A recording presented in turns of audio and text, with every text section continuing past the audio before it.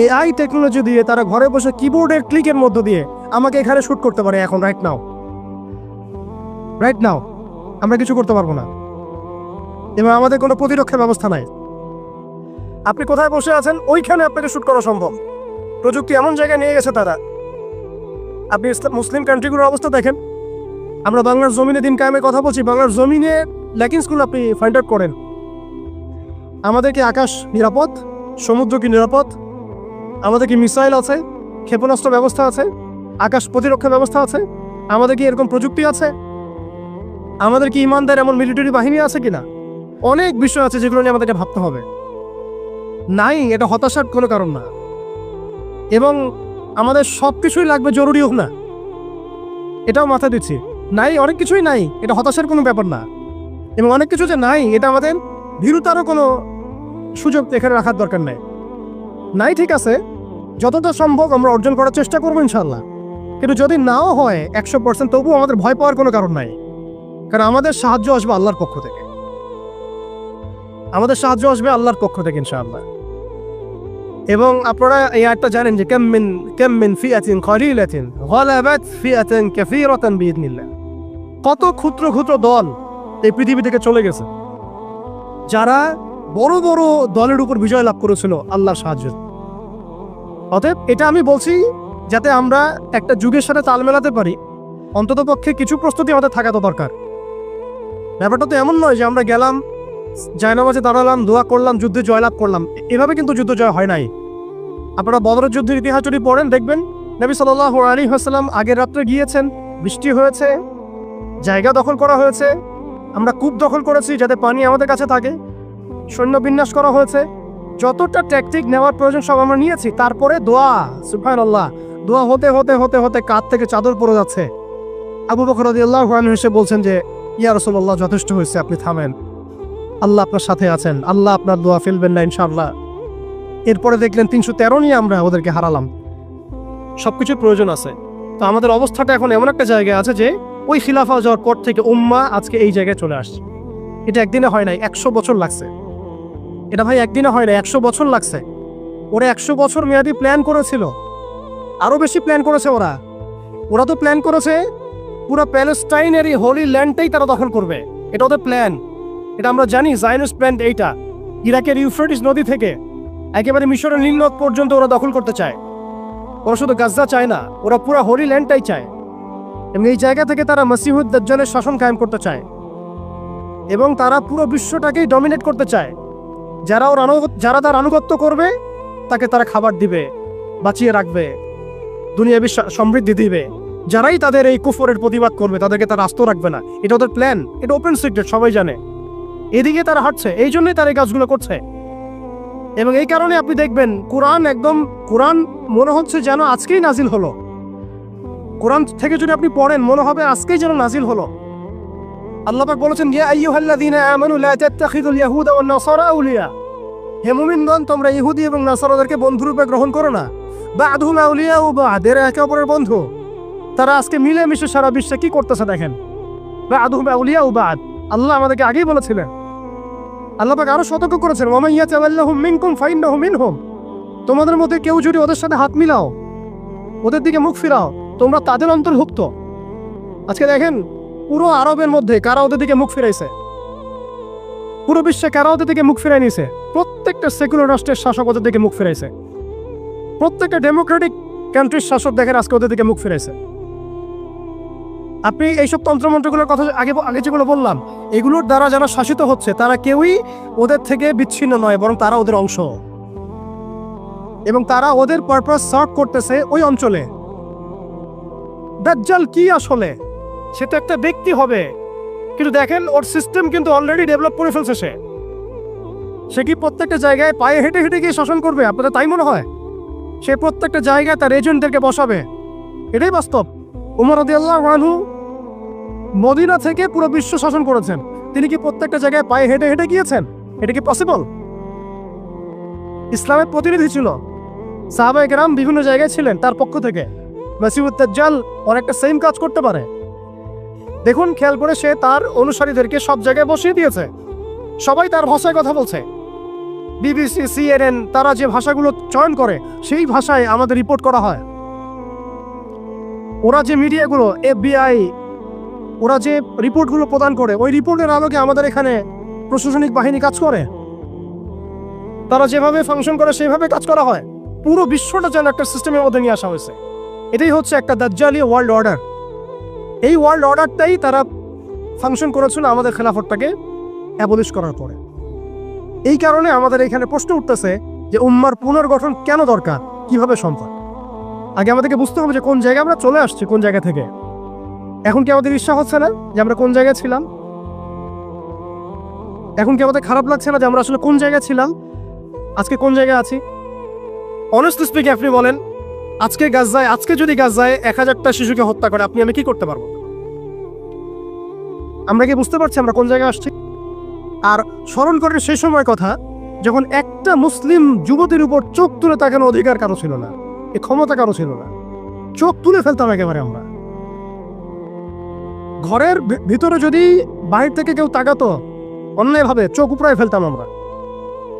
একটা মুসলিম রমণীর সম্ভ্রমহানি করা হয়েছিল এই সাবকন্টিনেন্টে, এই সিন্ধুতে, মনে আছে আপনাদের?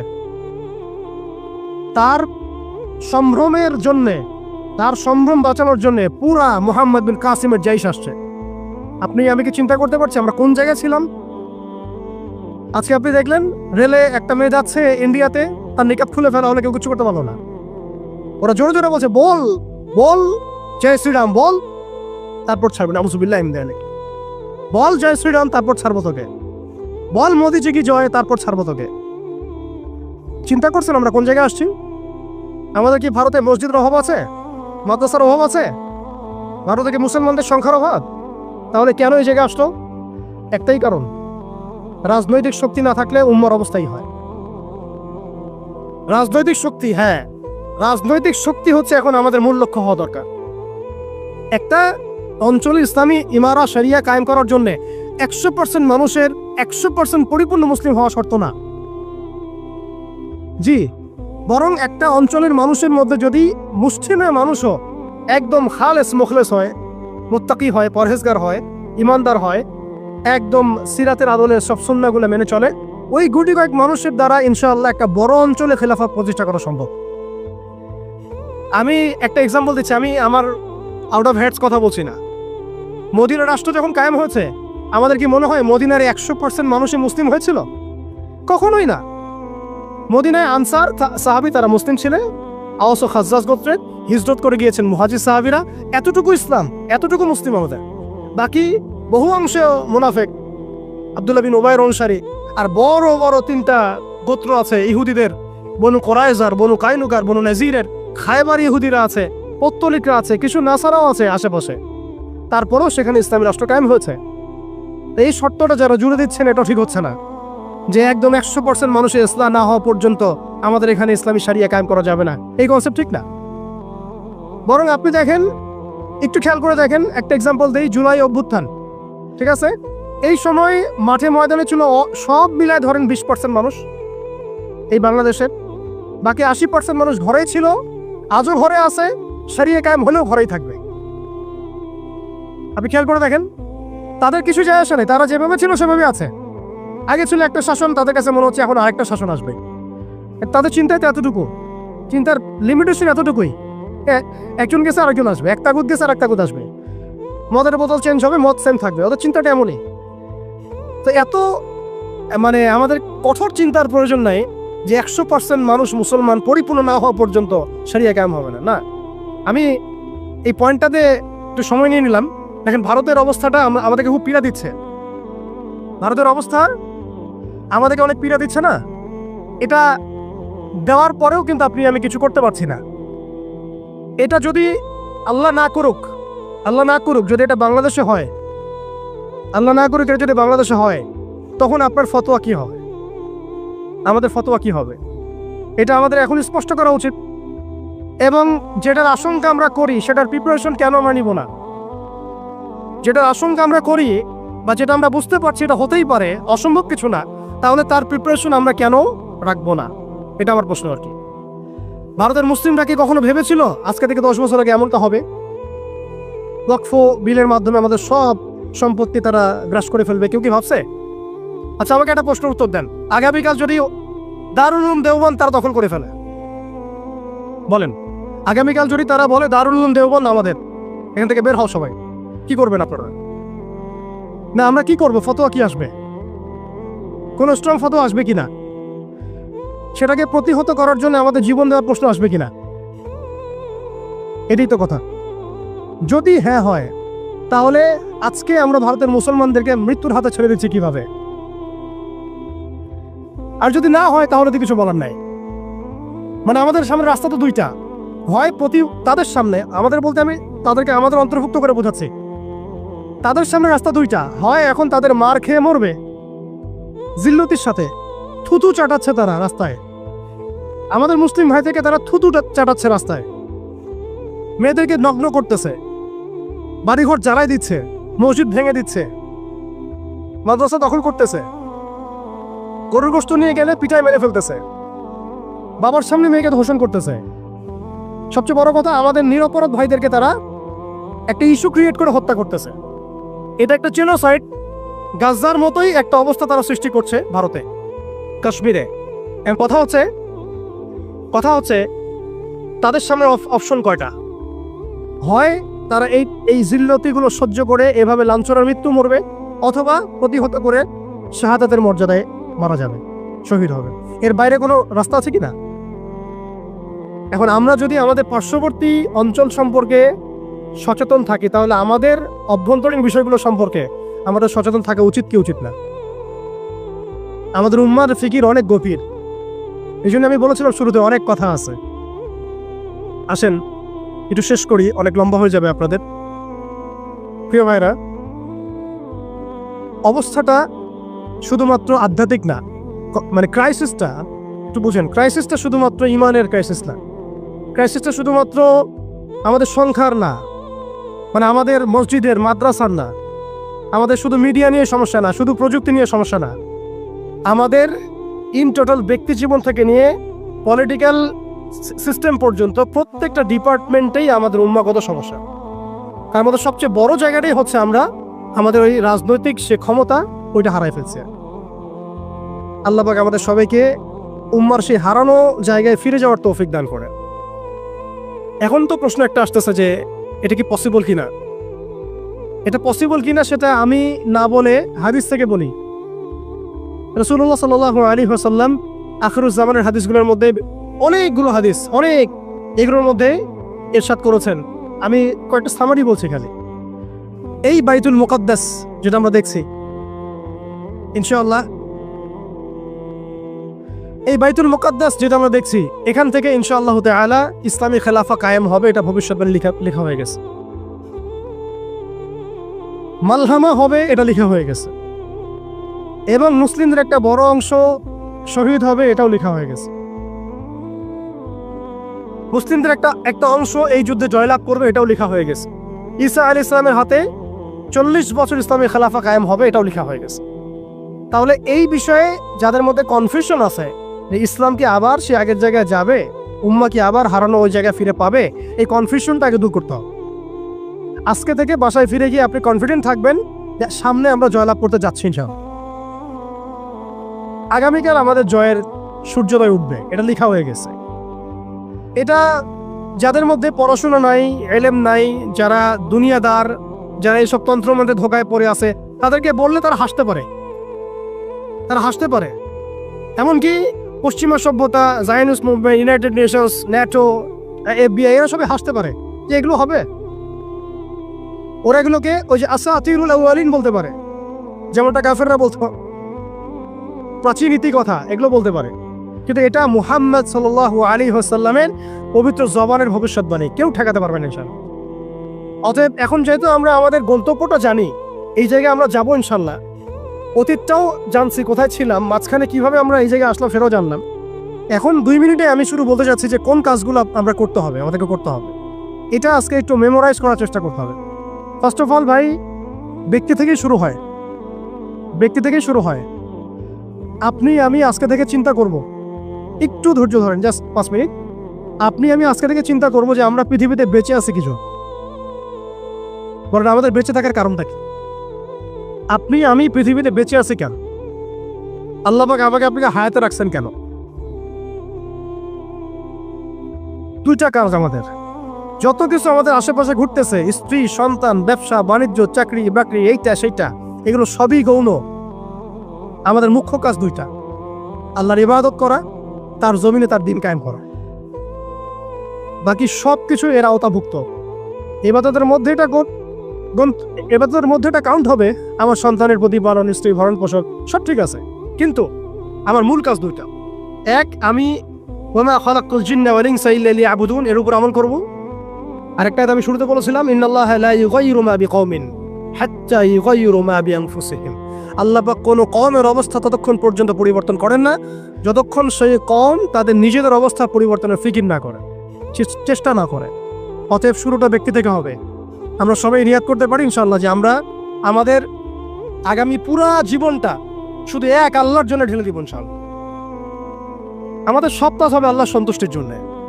মৌলিক কাজ হবে দুইটা: আল্লাহর ইবাদত করা এবং তার জমিনে তার দিন কায়েমের চেষ্টা করা। দুই নাম্বার হচ্ছে ভাই, পরিপূর্ণ ইসলামে প্রবেশ করতে হবে। আংশিক ইসলাম প্র্যাকটিস করলে এখন আর চলবে না। অনেক হয়েছে, ওয়াজ তো শুনতেছেন 10 বছর থেকে। আমি তো মুসলিম পরিবারের সন্তান। 30 বছর হয়ে গেছে বয়স, 35 বছর হয়ে গেছে বয়স। এই যে আমাদের অনেকের বয়স 40-50 হয়ে গেছে। আর কি, আর কত? দুনিয়া তো দেখলাম, দুনিয়া তো যথেষ্ট দেখলাম। অতএব পরিপূর্ণ ইসলামে প্রবেশ করতে হবে।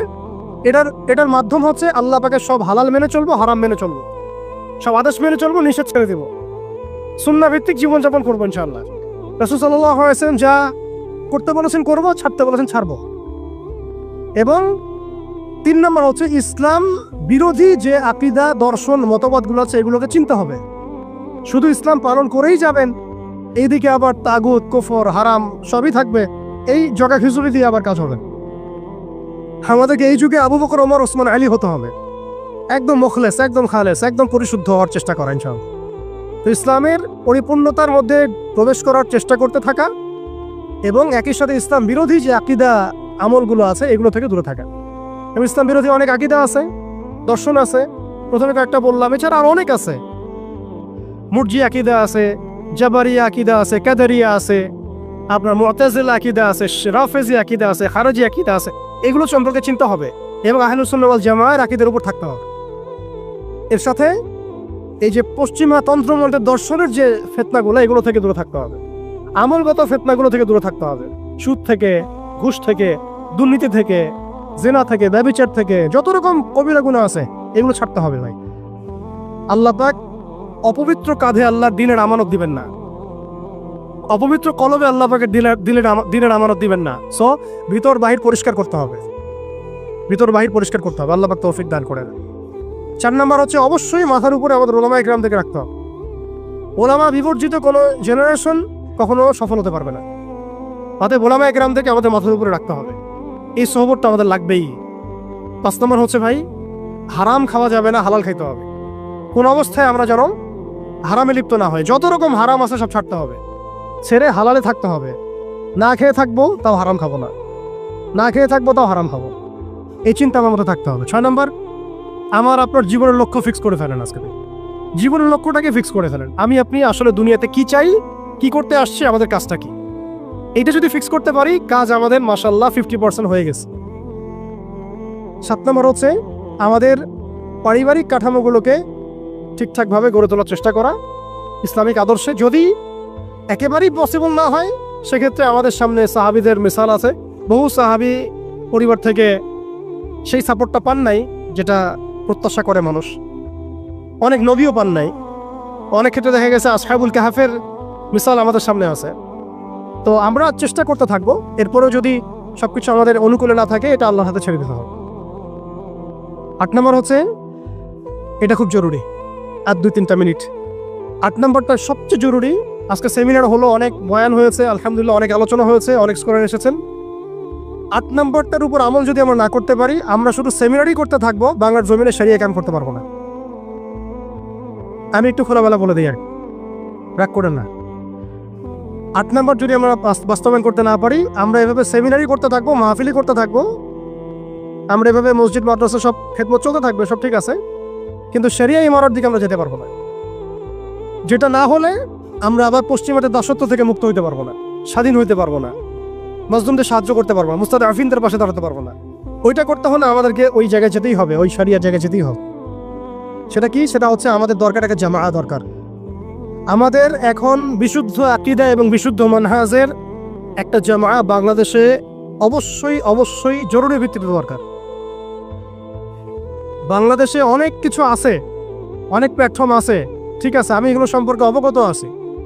সব কিছু বিবেচনা করে আমি আবার আমার জায়গা থেকে জোর দিয়ে বলছি, বাংলাদেশে বিশুদ্ধ আকীদার, বিশুদ্ধ মানহাজের, তাওহীদপন্থী মানুষদের, যারা আল্লাহর জমিন, আল্লাহর দ্বীনের বিজয় দেখতে চান, তথাকথিত পশ্চিমাদের পদ্ধতিতে নয় বরং সিরাতের আদলে যারা দেখতে চান, তাদের অবশ্যই অনতিবিলম্বে ঐক্যবদ্ধ হতে হবে। যদি ঐক্যবদ্ধ হতে না পারি আমরা অস্তিত্ব সংকটে পড়ব, আগামীতে আপনি হবেন টার্গেট, আপনি হবেন ডিহিউম্যানাইজ করার মূল উপকরণ, মূল মাধ্যম। এবং আমরা যদি ঐক্যবদ্ধ হতে পারি, আমরা যদি সংখ্যায় কমও হই, ইনশাআল্লাহ আযজা ওয়া জাল আল্লাহ পাক এই অঞ্চলের জন্য আমাদেরকে কবুল করবেন ইনশাআল্লাহ। দেখবেন এই অঞ্চলে কালিমা লা ইলাহা ইল্লাল্লাহ মুহাম্মাদুর রাসূলুল্লাহর পতাকা আমাদের হাতেই উঠবে ইনশাআল্লাহ। বৈশ্বিক অনেক কাজ হচ্ছে, এটা হচ্ছে আলহামদুলিল্লাহ, এটা আল্লাহর হুকুমে হচ্ছে। যারা কাজ করছে তারা কিন্তু এককভাবে করছে না, তারাও এভাবে জামায়া গঠন করেই কাজ করছে। তাদেরও আমির আছে, তাদেরও মামুর আছে, আসসামু ওয়া তাআ আছে, তাদেরও বায়আ আছে। এগুলো যদি আমাদের মধ্যে না আসে, আমরাও এভাবেই যে সেমিনার করতে থাকবো, এর বেশি হয়তো আমরা আর কিছু করতে পারবো না। হয়তোবা আমরা চাই অনতিবিলম্বে বাংলাদেশে তাওহীদপন্থী মানুষদের একটা কাফেলা করে উঠুক। এ বিষয়ে আপনারা একমত কিনা? এ বিষয়ে কি আপনাদের মতামত আছে কিনা? আপনারা আল্লাহর কাছে দোয়া করতে থাকেন, আল্লাহ যেন এমন একটা জামায়া করে দেন, এমন একটা ইমারা এনে দেন, এমন একটা মামুর আল্লাহ পাক তৈরি করে দেন, এবং এমন যোগ্য আমির আল্লাহ পাক নিয়ে এসে দেন, যাদের ঐক্যবদ্ধ প্রচেষ্টায় বাংলাদেশে ইনশাআল্লাহ শরিয়া কায়েম হবে।